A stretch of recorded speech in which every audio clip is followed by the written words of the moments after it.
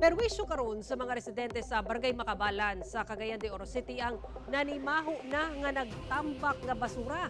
Gani nagdala na sab kini og daghang langaw, tabi la mga kapuso. Unsa kaha ang gihimong lakang karon sa barangay labot sa maong problema. Atong sutaon sa Balitang Barangay ni Cyril Chavez. Nagtapunog nga nagsagol-sagol nga basura. Ang uban galutaw na sa kadagatan. Ingon ani ang sitwasyon sa sitio Punta sa Barangay Makabalan sa Cagayan de Oro City. Midumili man sa pag-atubang sa kamera, apan may padayag sa ilang ilabing kabalaka ang pipila ka mga residente.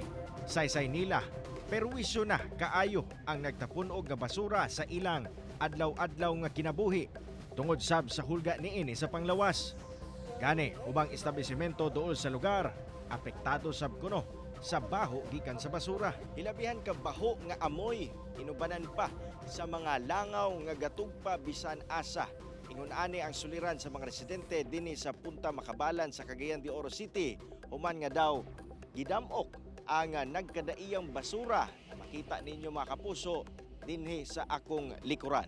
Gidool sa GMA Regional TV 1 Mindanao sa Barangay Council sa Makabalan among problema.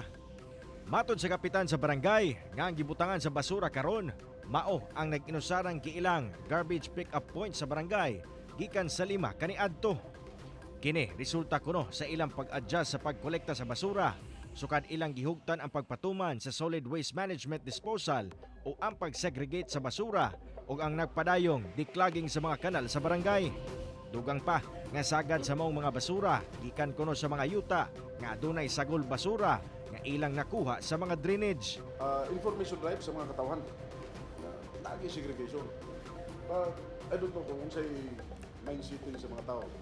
Grabe gid kada na even sa ilang and biya sa ilang panimalay wala gyud segregation. Hapsay man kuno ang unang implementasyon sa pagkolekta sa basura gikan sa maong pick-up point.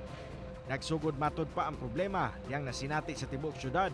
Ang problema sa garbage collection, nakip na ang sagunsong paglabay sa mga residente ug basura sa lugar bisan nga gikan pa sa laing barangay. Usahay masakpan na to.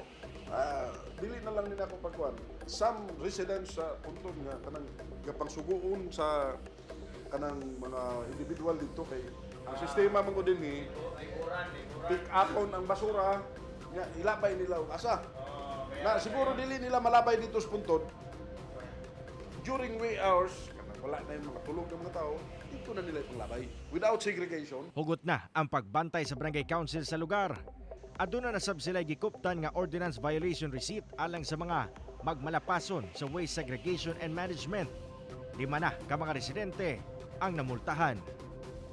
Kauban si Jaybert Pairat, Cyril Chavez, 1 Mindanao.